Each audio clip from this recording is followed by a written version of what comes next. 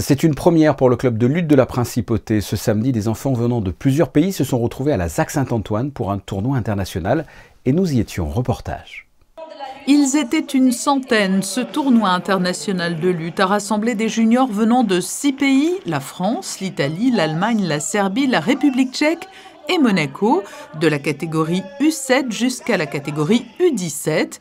Ces jeunes se sont affrontés sur le terrain de lutte tout au long de la journée de samedi. C'est un niveau jeune, un niveau amateur. Le principe reste toujours le même, c'est que les enfants se fassent plaisir. Nous, on est là pour permettre aussi de faire découvrir la lutte. C'est vrai que c'est un sport pas forcément médiatique, très populaire, mais pas médiatisé malheureusement. Donc nous, notre principe aujourd'hui, c'est en fait de faire tout simplement découvrir la lutte à Monaco et aussi d'attirer peut-être des filles, parce que malheureusement, nous n'avons pas de lutte section féminine.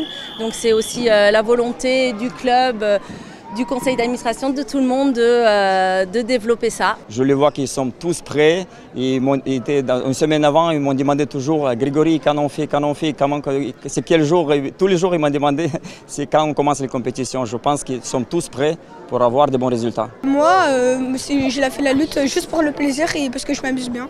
Qu'est-ce qu'il faut faire dans ce sport? Raconte-moi un peu. Je ne connais pas bien la lutte. En gros, le but, c'est il faut mettre son adversaire sur le dos.